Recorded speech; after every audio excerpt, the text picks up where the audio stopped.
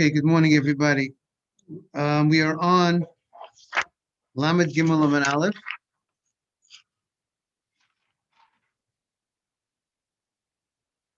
All right, everyone, let's look for the Gemara over here. Toward the top of the page. Lamed Gimel Lamed Aleph. Okay. We're up to Afilu Nachash Kroch Ala Kev Lo Yafsik. A very interesting Gemara based on the Mishnah. And this should give us a total different appreciation for the mitzvah of tefillah. What does it mean to when we're praying, the concentration that we need to have, and how serious it is that how we pray that we don't even interrupt. The Mishnah says, "Afilu nachash karach ala kevo." Even if you have a snake wrapped around your heel, you don't interrupt. You don't interrupt your prayer. Now, the Gemara is going to explain what is this referring to exactly. What are the details? What type of snake are we referring to? Morning, Avram. Good morning, Shmuley. Morning. Morning. So that's the afilu, even if there's a snake wrapped around his heel.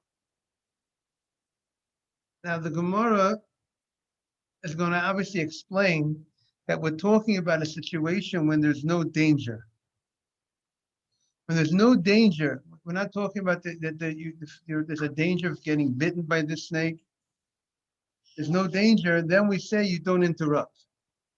The Talmidi of the students of Rabbeinu Yonah say that the issue here is you're not allowed to speak. You're not allowed to tell somebody to remove the snake from you. You're in the middle of praying the Amidah. You don't talk. But you're allowed to go.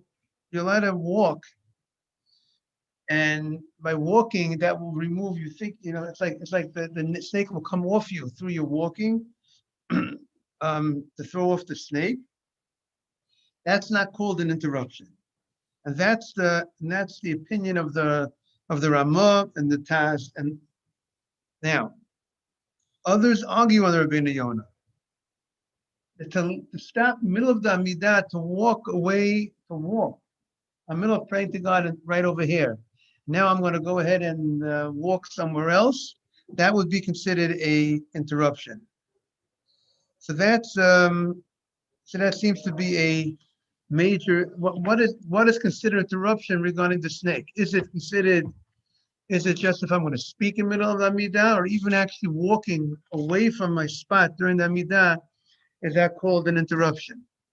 See, we know we find the halacha. If let's say you drop the sitter, or you drop the sitter on the floor, right? Or there's some things we find that if you don't pick it up, you're going to be disturbed by it. You're going to lose your concentration. So I think we say you could pick it up. That's not called an interruption. Here we're talking about walking, talking about possibly speaking while the snake is on you. Now we live here in the city. We're city people. We don't. Hard for us to relate with having a snake wrapped around our foot, but people who live, in the old days, things are a little bit more outdoors, so to speak, the wilderness and the type of where they were living. This is could have been more of a common situation. The Gemara is going to bring a fascinating story, but first the Gemara says, "Afilu nachash karach alei kevo." Even if you have a snake on your heel, you're not allowed to interrupt. Amar Rav Sheshes lo shanu elel nachash. We're talking about a snake that's not ready to bite, so to speak. It's talking about snakes that are common, that are found in houses, and it's very common that he doesn't bite. Now, to me, I don't understand that exactly, because the fact that maybe it's common that the snake doesn't bite, but there is that possibility that the snake will bite. So the fact that the majority of the times it doesn't bite, it's hard for me to understand. Now, the Rambam writes, we're talking about the places where the snakes they're not poisonous snakes, that they would kill the person. Maybe they would bite, if they would bite the person, it wouldn't be a question of life and death.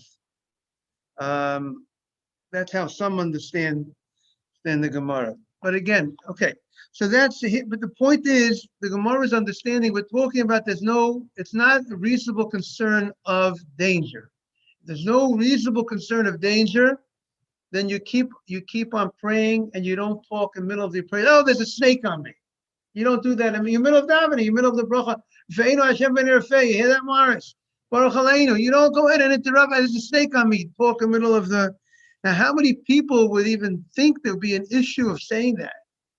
How many people would think that you're in the middle of the Amidah, you wouldn't be able to say, there's a snake on me, get the snake off of me. Help get the snake off of me.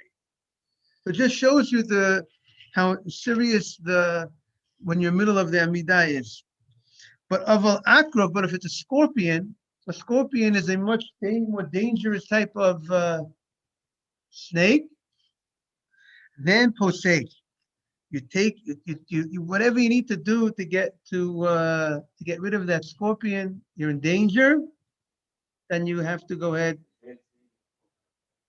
Maybe so he says the snake today is the phone. Mara says you got to get rid of the phone when it's time to pray. You got to get rid of the phone. You shouldn't get interrupted. Shouldn't lose your kavanah, right? Yeah, 100%. People should close off their phones during the Amidah. For the whole davening, people should put their phones away. Yes, what do you want to say? Ben wanted to say a comment. First, we want to welcome back Ben. That's first of all. We want to welcome Akiva, Derek, who just came in. Good morning, Sam. Good morning, everyone. You got to send them a text. I'm missing. Right now, Sammy, right now. No time to wait. Sammy, no time to get Ben. What do you want to say? We don't delay mitzvah. No. Very what?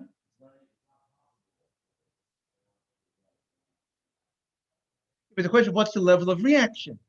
Meaning, according to some, that you could just walk away and get the snake off of you, but don't talk. Others say you can't even walk away if you don't. Again, we're talking when there's no danger. We're talking there's no danger. We're talking about the snakes that are common to be found in the house.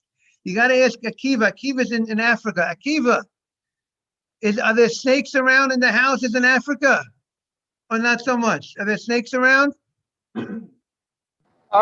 So Rabbi, can you repeat it? Can you repeat it again?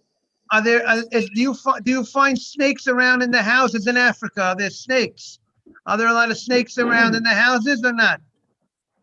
Some places, but not where I am. But in some places they are, yes.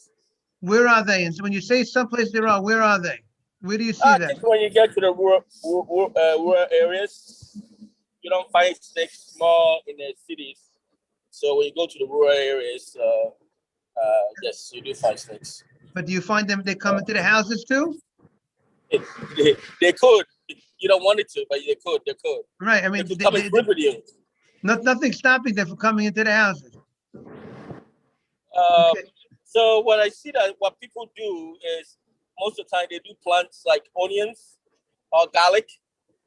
So it drives the snakes away.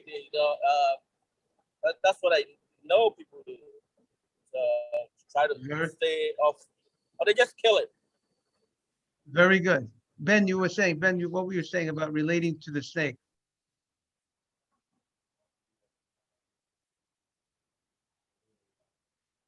Say it again. What do you mean? What do you mean it's not? What do you mean not limited? I'm saying again, the Gemara is referring to the real snake because this is what's common in their days. You know what I'm saying, Ben? To today's day and age, so you want to say you want to take from the same way you can't interrupt for a snake and talk for a snake. You can't interrupt for a telephone call, right? Correct? You can't answer your phone and so on and so forth. And the question would be, what other type of interruptions, even if we're not speaking? Good morning, Yosef Tzadik. Good morning, Ariel. Good morning, Rabbi. Good morning, everybody. Good morning, Yosef. Now, good morning. Morning. So now the Gemara says the following. Meiseveh, have a great day, Sammy. We just said that the snake is different than the scorpion, and it generally doesn't bite, and therefore there's no real, and it's not considered a real danger. So the Gemara challenges, Meseve, Nafa Legov. If you saw somebody fell into a pit of arayot, of lions, a lion's den. And the question is, you don't know, but you didn't see if the lions ate the guy up or not. And when you weren't able to see what happened with the person. You don't know, did the guy come out of that lion's den, or did the guy get eaten up by the lion? And the question is, you come back home, you come back to town, and the wife doesn't see the husband. She wants to know, is her husband alive? Her husband's not alive. Could you testify? Could you go ahead? Let's say could the person who saw this go to court and say, I saw this guy fall into a lion's den, and therefore would we assume and say that the guy passed away because as a result of the lions? Good morning, Shmuel. Boker Tov. Boker Tov. So that's the question. Could you say in definite, in certainty, that this person is dead? Meaning there's such a thing, even though you didn't see the person get killed, but could we say it's as if the whole world saw it? As if we could definitely, you saw enough, that means he's going to be dead. So the Gemara says no. Ein me'idin alav shemei. You cannot, if a person sees a man go into a lion's den full of lions, it's not definite that he got killed by the lions. It's possible the lions weren't hungry. The lions weren't hungry, they didn't eat him. They weren't hungry. They didn't eat him. But nafal lachafira melea nachashim. But if he fell into a pit that was full with snakes, and you fell onto the snakes, similarly, it was akrabim, or if it was scorpions in that pit, me'idin alav shemei. You could already tell the wife, you could already go to the court, and the court could accept the testimony that the guy is dead. And obviously the Gemara will talk about generally you need two witnesses, but that's why how does one witness work over here? But that's not our discussion over here. But this testimony could be done to say that the wife could get married as a result of the report that the guy, her husband, he fell onto snakes, whether it was a regular snake, certain types of snakes, or the scorpion snake. So that's the Gemara now. So the Gemara says, we see from here that the regular snake, even if he's not the scorpion, is so dangerous. Because you're saying that if he fell onto those snakes, you could say that he got killed, that the snake bit him and killed him. So, and you're telling me here in the Mishnah that if there's a snake, that you're making a distinction between a snake and a scorpion. You're saying a scorpion is really where the real danger is, but the snake is not such a real danger. You don't have to worry that it's going to bite. So the Gemara says, oh, Mike, not here, Mike, we're missing somebody. We have Ariel. Ariel, my man is it. Mike Mashiach says hello to Ariel, and I presume to everyone as well. So the Gemara says, shiny hasam, that's different. The agav, it's the sam maski. Because the snake, the person fell onto the snake, and you crushed the snake, right? You started up with the snake, so to speak. Your force of falling onto this pit that had snakes, they're definitely going to bite. That's going to be the natural reaction of the snake. When people fall into the snake, he's going to go ahead and bite him and kill him. But in general, these snakes will not damage. And therefore, that's why the Gemara made a distinction between a scorpion, which is very dangerous, and the regular snake. Now, if you remember the story with Yosef, when the brothers threw Yosef into the pit, what does it say? It was empty. There was no water there, but what was there? Nechashim v'akrabim. The Gemara uses, it says there were snakes and scorpions, and which would indicate that the snakes were equally as dangerous as the scorpions. And it fits in perfectly with our Gemara, because the story about Yosef, when you throw him into the pit and he fell onto the snakes, so if he fell onto the snakes, that's where the snakes would go ahead and bite him. And that's why there was the great miracle that God protected Yosef, that that did not bite him and kill him. Amar Rav Yitzchak. Rav Yitzchak says, Rosh Shvarim, if you saw axes coming towards you, have a great day. Thank you for being here and setting it up. When you saw an axe coming towards you. But Rabbi, what's an ox? I'm sorry. It's like a wolf? It's a big animal. They would use it most probably to work in the fields, and it's called a shar in Hebrew. Like the pasuk talks about, an animal that gores. It has these horns, and sometimes it gets angry, and it goes ahead and it gores, and it puts its head down with its horns, and he hits into things. Like in hockey, they do a body check or different type of things, and this type of animal goes ahead and the pasuk in the Parashat Mishpatim, there's a lot of discussion about the axe goring and damaging another animal or damaging a person. So that's the axe. So if you saw an axe coming towards you, Hosei, it says you have to stop your prayer, because if you don't stop your prayer, you can interrupt from your prayer because you're in danger. You can't just stand there if the axe is coming towards you. The Tani Rav Oshia, because Rav Oshia said in a Braita, Marchikim Meishar Tam. There's different types of axe. There's an axe that doesn't have a history, has no criminal history. There's an axe that has a criminal history. What do I mean criminal history? Did it ever gore before?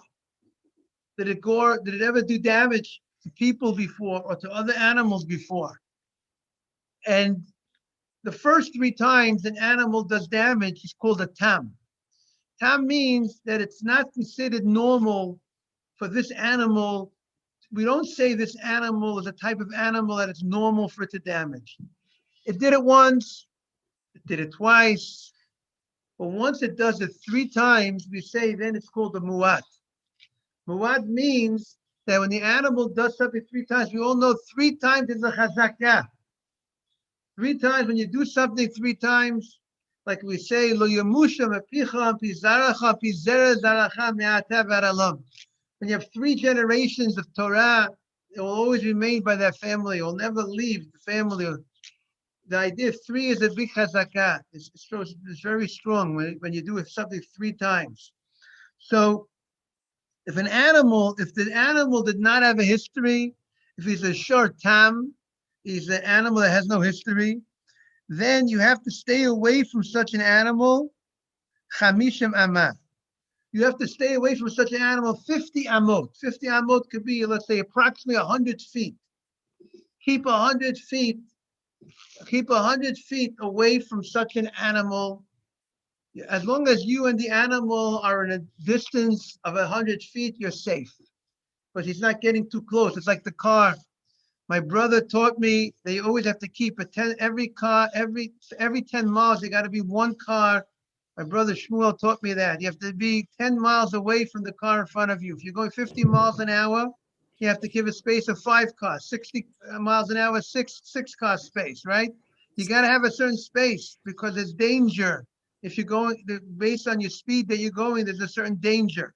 And therefore you have to have a space. So too, this animal, who's a short tam, even though he doesn't have a history of goring on a regular basis, he didn't do it 3 times. He doesn't have such a criminal history, but there is still danger. And therefore you got to go ahead and keep a distance, be safe between you and the animal, because that animal can gore, has the ability to gore, and sometimes does gore. But it did not. This animal hasn't done it 3 times, so we say chamishim amah. But mishah mu'at. But if it's the animal that has a history, that it's a shar mu'at. We learned about this when we learned Masechtas Bava Kama. Remember when we learned Bava Kama? That was the first Masechta that we learned here in the shul. We learned about the Shamuat, but if he has a history, good morning, Mike, that he's already did it 3 Good times. morning, Rabbi. Morning, Mike, you're coming in at a perfect Sorry time. to be late. No, we believe in better late than never. A lot of things, great things happen late in the game, late in the game in sports, as they say, late in the game, people, you can have a big rally and you can win the game. Late in the day, we have someone who works in the stock market, sometimes late in the day, right? Shmuel Ray, late in the day, sometimes there can be good deals. People can make a lot of money late in the day. The whole day they weren't there, but they made money late in the day, right? There's always opportunities late also. So even though It's like, yeah, sorry. even though we appreciate everyone being on time, but if you can't be on time, we're understanding. We don't hold it against you. Ariel, you wanted the Khatam wanted to say something? Yes. Hi. First of all, hi. Good morning, Mike. It's like also Yaakov Good morning, Avinu. Ariel. We learn how he finished his life. We learn from Yaakov Avinu. It's all how you finish your life. When he came back, he found Yosef. His life was mentioned that the 120 and 7, if I remember. Meaning we learn it how we finished the life, how we ended up the process. So as long as even if we come late, as long as we're here, we enjoyed. It's all about how you finish things. If you're here also at the finish line. Right. But I would just say what Ariel said, let's say when a person leaves this world, it's about finishing with tshuva, finishing as a righteous person, and so on and so forth. That's the person has to make sure. And if a person never knows when they're going to leave the world, so if every day they got to lead their life, they have to be a life with tshuva and doing the right thing. But I'm not giving anybody a permission slip to come late, by the way. It's only if we come late, we have to go ahead and understand, appreciate it, and not to feel, you see, the Yetzer Hara says don't come at all. And then when a person's late, the Yetzer Hara says, don't, forget about it. Don't come, you're late. Don't give in to such Yetzer Hara. Come, even when it's late. So the Gemara says, but if it's a Shara Mu'at, if you see an animal that has a history, that gored 3 times, you know what you got to do? You have to malay enough. You have to stay far away from him, as far as you could see. If you could see that ox, stay away. You have to go in a place that you can't see that ox. That's how far you got to be away from him. 100 feet wouldn't be enough, because if you see that ox and he's a gora, maybe he's going to come. He's going to come towards you fast, and you're not going to be able to protect yourself. So that's what the Gemara. We're in the 3rd wide line, Mike, in the Gemara. And that's, you got it? 3rd wide line, the first word of the line is Chamishim. You have it? It's about 12, 13 lines from the top. On Lamed Gimel Amud Aleph. You got it, Mike? 33a. We are in the first of the wide lines. I got it, Rabbi. Thank you. Okay. So that, again, we're learning. The Gemara is teaching us the idea of safety as well, which we said yesterday. We learned the Torah says you have to watch yourself. You have to watch your body not to do things that will put yourself in danger, and therefore that's the instruction that the rabbi is giving us, that you need to stay away as far as you can. You can't even see the animal that has a history of goring. Tana Mishmei Rameya, and the Gemara continues. Reish Turah b'dikula. If you, even when the head of the ox is in the basket of straw, they would go ahead and they would tie, let's say, put a basket of straw around the neck of the ox. So that's the way the ox will feed itself. He has the, we have a fork and a spoon and a plate. We give him a basket of straw. That's what the ox eats, and he puts his mouth into the basket and he eats it.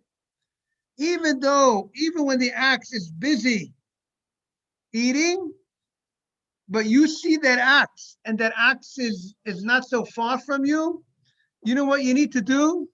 Slik la'agra, run up to the roof of your house, ushdei darga mitutach, and throw the ladder that you use to go up to the roof, throw the ladder on the ground so the ox can't climb up that ladder.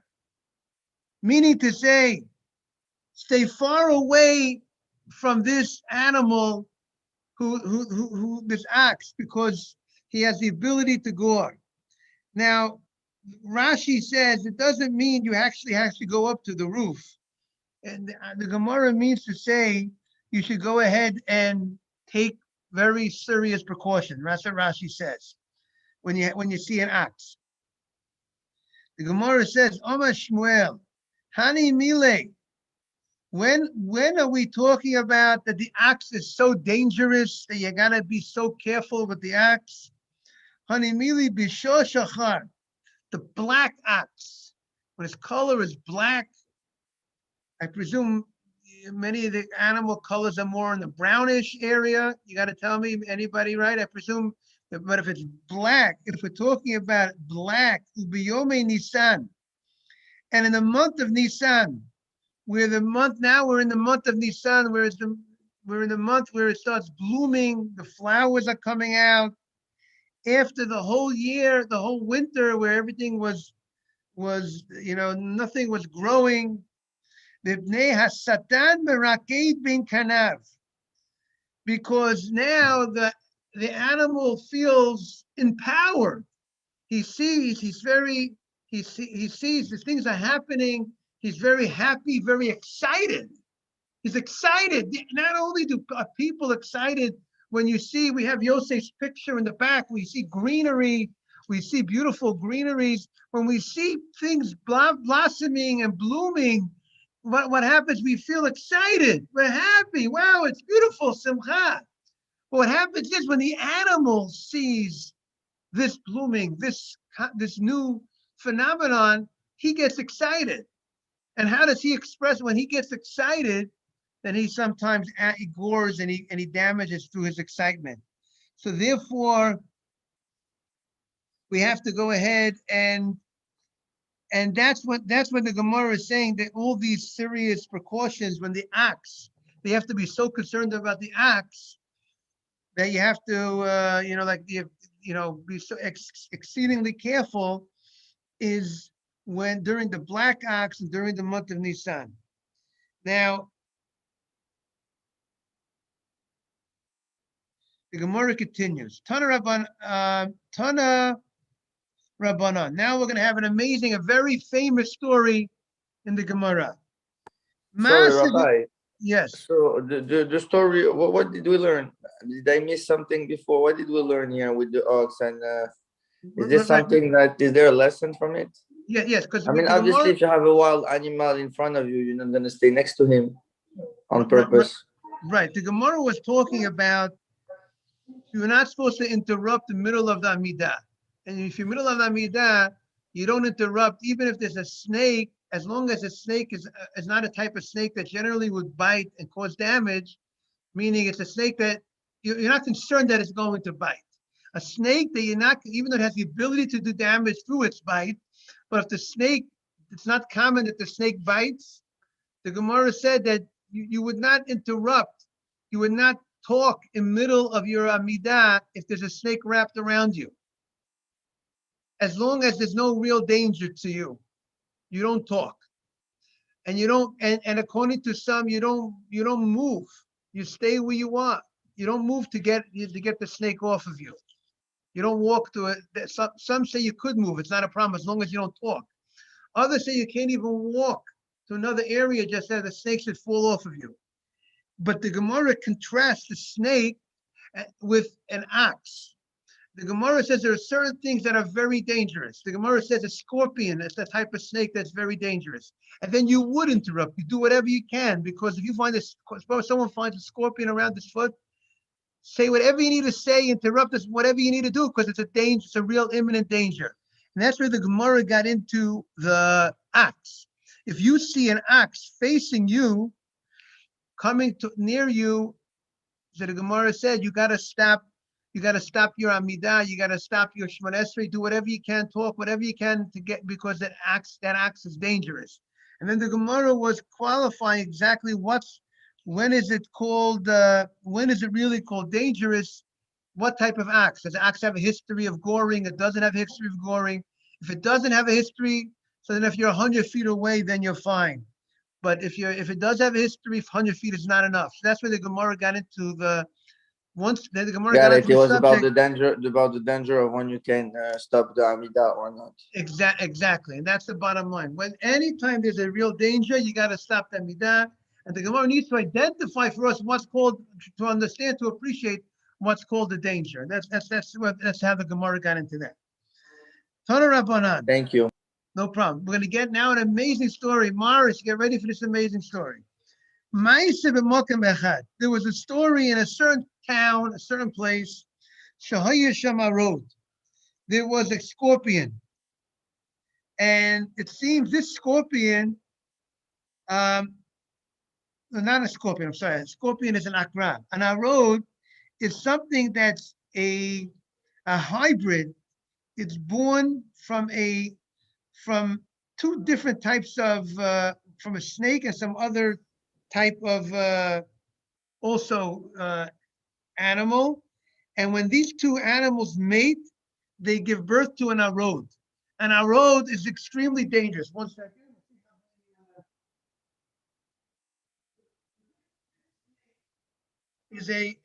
It is extremely dangerous snake. And we'll see how they what do they call the snake in English? I'll tell you what they call the snake in English. There was an arod, so they say an arod is a crossbreed of a snake and a toad.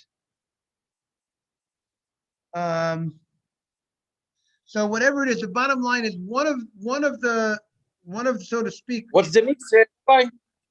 Say that again. What's the mix between what? Between a snake, arod is a product that came out from a snake and a toad, Toad.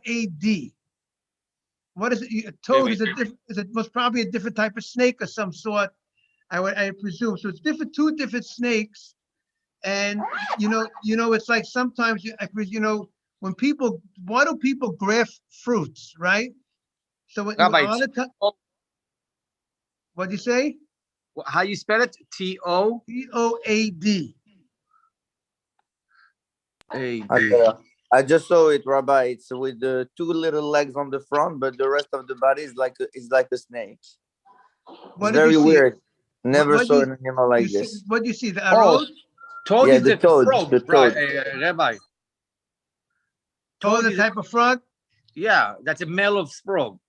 Okay, so see, so it sounds like that this is a product that came from the toad and a snake. And just like sometimes, why do people graft? We're not. We No, don't. it's like a snake, Yosef. It's not a frog. It's a snake. It's a big snake. Toad, the frog. It's a big frog. No, he's saying the toad is a frog, but he's saying, but here the toad had mated with the snake, and as a result of that, this was the product that came out, and this product is very extremely dangerous. So that's what it seems to be. That's what it seems that this is what it comes from. So bottom line is we're dealing with an extremely dangerous type of creature here. And this animal was damaging the people. They came and they told the famous of Chanina ben Dosa, they told him that there's this arod that's doing tremendous damage. Amalehem. Chanina ben Dosa says, Heru li eschoro. Show me the hole that this arod comes from, right? What happens is very common that they have a hole that they come out of. They do their damage, they go back home. The hole in the ground is their home, is their shelter, right? So show me where is the hole where this arod hangs out. They showed him the hole. Nasan akevo al piachon. He went ahead and he put his heel on the hole in the ground. Now, if he puts his heel on the hole of the ground, that means his foot now became the ceiling of the hole. If the snake would want to come out, the snake would have to go through his heel of his foot.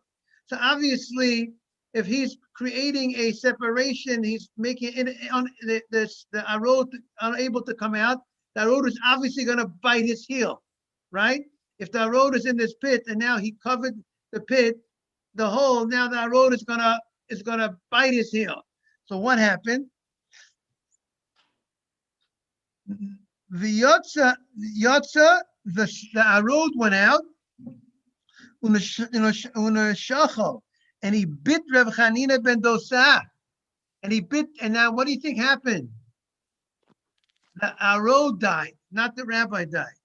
Umeit ota arod, and that arod died. Nitalo al kasefo. Reb Chanina ben Dosa took the arod and he put it on his shoulder. Ve'viu lebeit hamedrash, and he brought this arod to the Beit Midrash, this dead arod that was once the deadly arod that caused such damage to the people in the town. And he showed it to the Talmidim. He showed the students. Amar lehem, Ru'u bonai, my children. He refers to the rabbis as his children, like it says in the Pasuk, Mishinantam levanecha.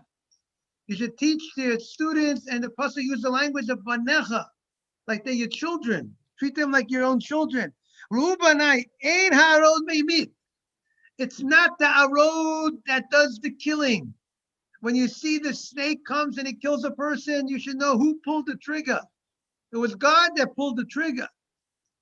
It was not the arod that kills ela hachet meimit. It's the sin that the person is the servant of death because of their sins that they have caused in their life. That's why the person dies. And that was a lesson. If a person would not sin, the bite of the arod would not have any power to kill him. That's just like, and if a person dies, a person has to understand it's because of his sin that he died. And the Osa Shah Amru, at that moment, they said, "Oh lo ladam shepogabo arod." Woe is to a person who, I feel bad for a person who meets up with the arod because there's a great danger that the arod would go ahead and bite him and kill him. However, the olol arod, woe is for the arod. I mean, the arod, if he meets up Shepogabo Rabbi Chanina ben Dosa, if the arod meets Rabbi Chanina ben Dosa, then the arod is in bad shape. The arod is gonna. Woe! It's bad for him, for the arod. It's bad for the person, the average person who meets the arod. We feel bad for the average person because if they're gonna meet the arod, we're afraid the arod is gonna win, and the arod is gonna kill him. But Chanina ben So Dosa, basically, if the arod hits a regular person, it was Hashem sending him. But if he hits Rabbi Chanina ben Dosa, it was his free will to hurt people, I guess. then Hashem, then the arod has no power against Chanina ben Dosa because the only way the arod has power, a person sins. Now, the question I would think is, Rav Chanina ben Dosa, how could he go ahead and put his life in danger by putting his foot on the hole? The arod, the same way the arod killed everybody else, why wasn't he concerned that the arod would kill him? So obviously we could say, that he knew the message. He knew for sure that the arod would not go ahead and kill him. Now, obviously, how many people are on that level that could say that they know they don't have any sin, and they can actually put themselves in a place of danger, and to say, don't worry, this animal, this deadly animal, this wild animal is not going to damage me. Who could say that? But maybe Rav Chanina ben Dosa, who was confident, he knew, they say, a person needs to be humble, but you also need to know who you are. He knew that he didn't sin. He knew that he doesn't have sins that would cause him to die from that road. He was 100% confident. So maybe it's not called that he did something really dangerous, because to him it was not dangerous. Like the Gemara, like we had the Gemara yesterday about when the general came over to the rabbi, and the rabbi was a chassid, and he didn't interrupt his amidah, but he knew he was on that level to know that his mitzvot, whatever, would protect him, that he wouldn't get killed if he doesn't respond to the general in the middle of to the officer in the middle of his amidah. But no, but that's the chassid. That's someone at such a high level. But the average person cannot be ever say that I'm not worried. I do mitzvot. They're going to protect me, and I put myself in a place of danger. That a person cannot do. You see,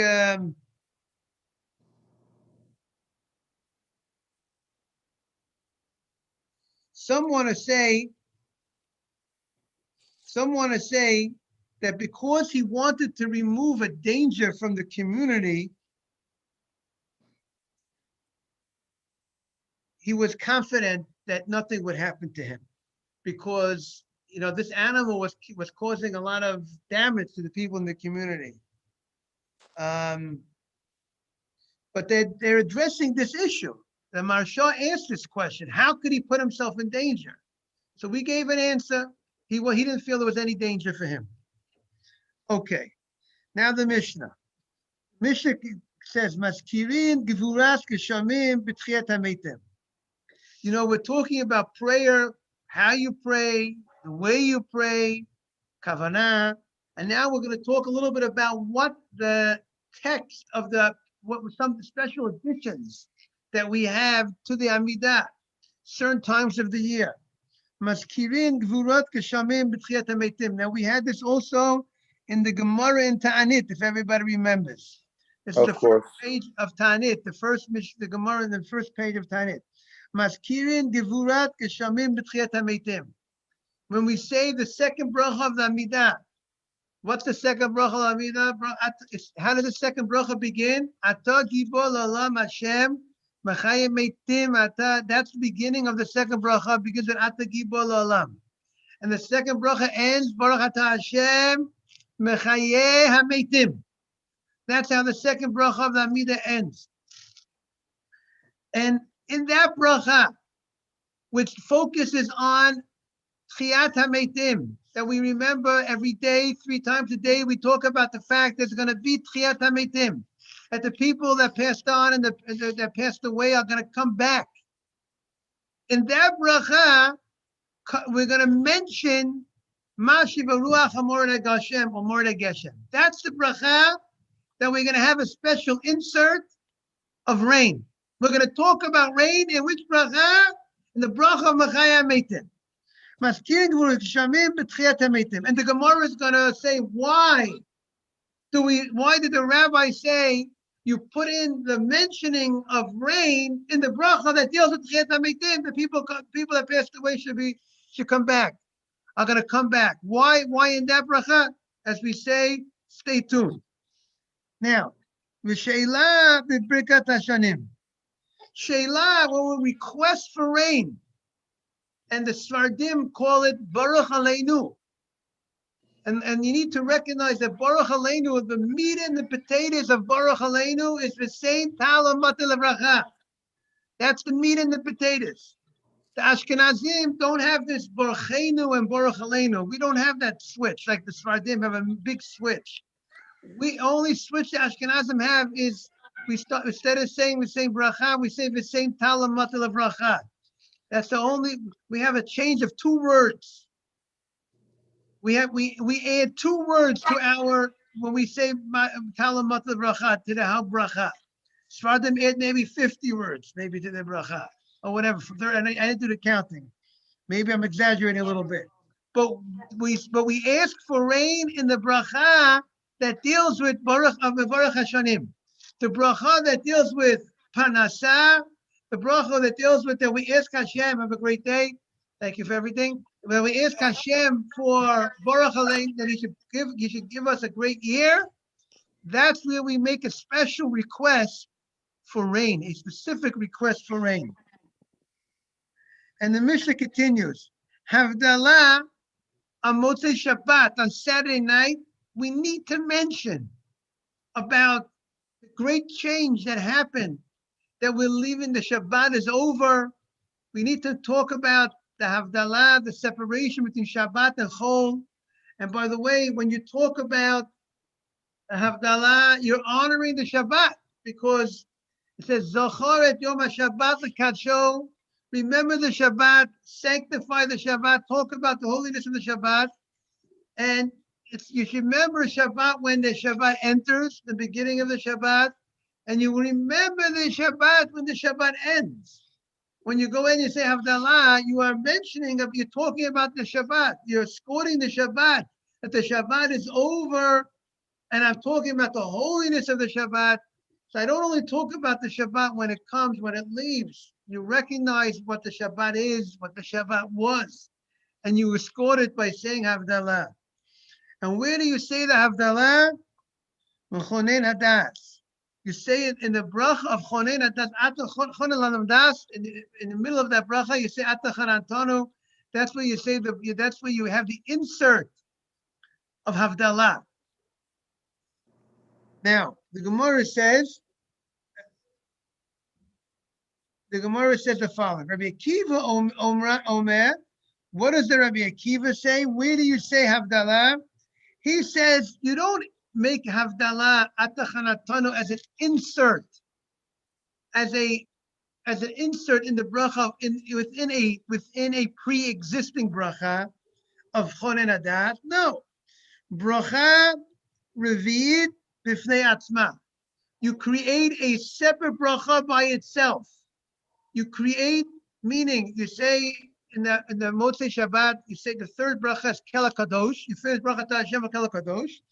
And right over there, before you start out the Chonei Lodam Dab, you say a separate bracha Atachanatanu as a separate bracha, and it concludes Baruch Atah Hashem, most probably Hamavda Ben Kodesh L'Chol. A separate bracha, similar to what you do when you make Havdalah on a cup of wine, similar you would do in the Amidah, except you would not need to. You would not need to start with a Baruch because the beginning of the Amidah starts with a Baruch, morning, Haron, and that you would say Havdalah, and it's a separate bracha b'Chonen Hadas. A separate bracha before Chonen Hadas. You make a separate bracha for Havdalah, and according to that, today we have 19 brachot in the Amidah because it used to be Shmona Esrei 18. Then the rabbis added Lam Hashinim 19. And on Motzei Shabbat, according to Rabbi Akiva, you had 20 brachot in the Amidah. Because you had a separate bracha, not just an insert, a separate bracha for Havdalah. And we're going to end today with Rabbi Eliezer's opinion. Rabbi Eliezer Omer Behoda. Rabbi Eliezer says, we don't make it a separate bracha, but we also don't put it into the bracha of Chonen Hadas. We don't put it in the insert where today we put it. Rather, where do we put it? In the bracha of Modim. In Modim, where we thank Hashem. And we saw, by the way, in the Shulchan Aruch, we spoke about that the importance of kavanah in the bracha of Avot, the first bracha of the Amidah. And it also, you're supposed to have kavanah in every bracha. But it would seem that put extra strength into the first bracha of the Amidah, Avot, because if you don't have kavanah Avot, it says a person is not fulfilled his mitzvah. And it also says about Modim. The bracha of Modim needs a lot of kavanah, extra kavanah. And you should know, it's interesting that that's also the place, both are the places where we bow down in the Amidah, both the first bracha of Amidah and the bracha of Modim. So it shows you if we're bowing down to Hashem in the bracha of Modim and so on and so forth, and the bracha of the first bracha, that shows you the strength of that bracha and the greatness of that bracha, and therefore you have to be even more on your game when you get to the bracha of Modim. And his opinion is that you go ahead and you put it in the Modim. That's where you go ahead and you put the bracha of the Havdalah, you insert it in Modim. And you could say Modim is the idea of thanks. And maybe perhaps the reason for this opinion is, Rabbi Eliezer, is if you have to make an insert of Havdalah in the Amidah, one of the best place to put it is a thanks. You're thanking Hashem for the Shabbat. And that's what you're doing. When you're saying the Havdalah, you're recognizing the Kodesh, the whole, you're recognizing what you just had, the appreciation of the Shabbat, and you're talking, the Shabbat has just left, and you're talking about it. You're not just saying it left and you forgot about it, you're recognizing that it left, you're appreciating it. So therefore, perhaps that's why it's such a proper bracha to put into the bracha of Modim. Thanks. As the Gemara says, Shabbat is a great gift that God has given to the Jewish people. So you just had a great gift. You just had the Shabbat. So now you go ahead and you go ahead and you express your thanks for you talk about the Shabbat in the bracha, in the blessing that focuses on thanks to Hashem. And maybe perhaps that's why he says it should be in the bracha of Modim. And we should every Shabbat, we should have great appreciation for the Shabbat, be thankful for the Shabbat, thankful for all the gifts that God gives everybody every day. And that's therefore, perhaps when we say a bracha on food, and all those things, we should remember these are gifts that God has given to us. And therefore, we have to show our appreciation and so on and so forth. I want to wish everyone a great day. Anyone has anything else to say? I want to wish everyone a great day. All the best for everybody. Thank you very much. Yes. A question. I'm nothing to do with this class, but like, how do you going to do the cooking for a Passover if we have the Shabbat before and we have no gap? So people are doing the cooking before Passover. People are doing it cooking on Thursday, Wednesday, Thursday, Friday. They're doing the cooking then, and then they put it in their refrigerator, and then Motzei Shabbat, when the time comes, when it gets dark, when the stars come out, they say Baruch HaMavdil ben Kodesh LeKodesh, and then you could go at Motzei Saturday night. Then you could go ahead and do Malacha. The lady could go at Malacha that's necessary for food preparation, whatever allowed, and then they warm up the food, but they don't start getting busy cooking from scratch. Motzei Shabbat, there's no time. So they do all the cooking before Shabbat. The main cooking, at least any cooking that they eat, the same way you cook for Shabbat before Shabbat, they would cook for the Yom Tov. They would cook for the Yom Tov before Yom Tov, and they would now. It could be that on the day meals. Let's say the first day of Yom Tov. So you're allowed to cook on Yom Tov. So the first, so she'll have time for the day meal on the first day. She has time in the morning if she wants to cook something fresh in the morning for Sunday lunch, or similar to for Monday lunch. She has time in the morning on Monday morning to cook for Monday lunch, or Sunday morning to cook for Sunday lunch, for Sunday Sudah. She'll call it lunch. Sunday Sudah. Sundays and Monday morning she could cook. But for the night meals, I would think that the ladies cook whatever the main foods they're going to be using at the night meals. The main foods they already prepared before the holiday. Maybe they froze it. How long did it? If you freeze something, by the time you take, how long does it take let's say you take something out of the freezer? How long does it take for something to take out of the freezer to be ready to warm up? That was already cooked. How long does it take, Yosef? It will take a couple hours because you can't just put it right away. Okay, right. So it takes a couple of hours from the time the Zman. Let's say whatever the time to do Malacha Motzei Shabbat, right? What time is the Zman to do Malacha Motzei Shabbat? Whatever that time is, right? From that time until you actually going to get up to the Shulchan Aruch part of the Seder, it's definitely a couple of hours. There's no question. People generally don't get up to the meal part until later in the evening, right? What time do you think you get up to the meal? 11 o'clock at night, 12 o'clock at night, 11:30, 11 o'clock at night. I'm saying a lot of people, because of the children, they like to have a long seder, and they have a lot of, they don't get to the Shulchan Aruch till later in the evening. And there are a lot of people that the challenge is to make the afikomen before 1 o'clock. That's how. I don't know that you have that problem. I don't know what kind of children we're talking about, but the children in 12 o'clock is supposed to be at the most in bed already. Okay, maybe you have young children. You have young children. People have children that are 12, 13, 14. that age. The children that are older, they stay. It's much more. People have a long. The older the children are, the later the seder goes. But the young, Yeah. so I'm just saying. So usually you'll have a couple of hours from the time that the malacha is until you get to the Shulchan Aruch.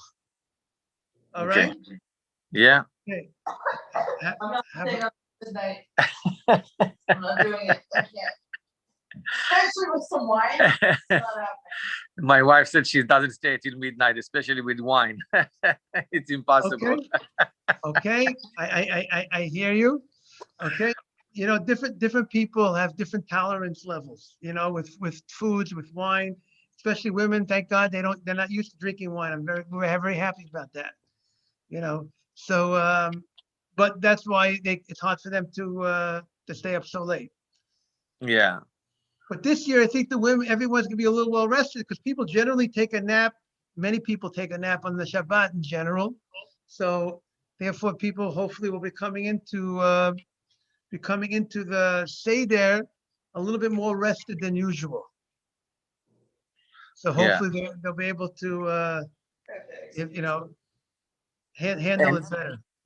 And what I want to ask, I most likely will pray at home for the first day and second day of Passover. What kind of a prayer what's so different than Shabbat and Yom Chol? You have to remember that on Yom Tov and on Motzei Shabbat and on Yom Tov there's tefillah l'shalosh regalim. So you got to make sure there's a there's tefillah rosh and therefore generally it's a similar prayer at Motzei Shabbat, Shachrit and Mincha. Usually it's pretty much the same prayer l'shalosh regalim, and then there's Musaf l'shalosh regalim, which is different because it's Musaf. But you have to also know that Motzei Shabbat, you have to say there's this Vatodi'enu in the Amidah because it's Motzei Shabbat. There's an extra. We have an extra insert of Vatodi'enu in the Amidah. So you got to look for that on Motzei Shabbat. Really, the best thing is you have a marzor. Do you have a Pesach marzor for Pesach? I don't know. You need to have a Pesach marzor, Yosef. That will be very helpful. I mean, I don't know if I can say you need to, because you can work it out without it, but it just makes it much simpler to get a Malza Shel Pesach. And if you don't have one, I would recommend you should order it, and you can have it within the next few days. Yeah. And you'll have a Malza Shel Pesach. I think I would have to do that. Yeah, I don't find it. I think that would be very helpful for you. Because you remember, then there's Hallel, there's the first days of Pesach, you have whole Hallel, Achal Moed Pesach, and the rest of Pesach, you have here for Hallel. It's important. And then, and the Malza will tell you about Sfirat Omer, the second night of Pesach is Sfirat Omer. And then also, by the way, Yosef, we're going to stop saying, there's a change, no more Baruch Aleinu on Pesach. You're going to go from Baruch Aleinu, you're going to go to, that's in the first day, or when does that happen? Again, the first night of Chol Hamoed, the first week, once Yom Tov, the first days are over, you switch to Baruch Aleinu. No more Baruch Aleinu. So the first day of the Chol Hamoed. First day, the first night of Chol Hamoed is very tricky because you have a lot of special inserts the first night of Chol Hamoed. Mike, you listening? Mike, you still there? I see Mike's phone is on. The first night of Chol Hamoed, you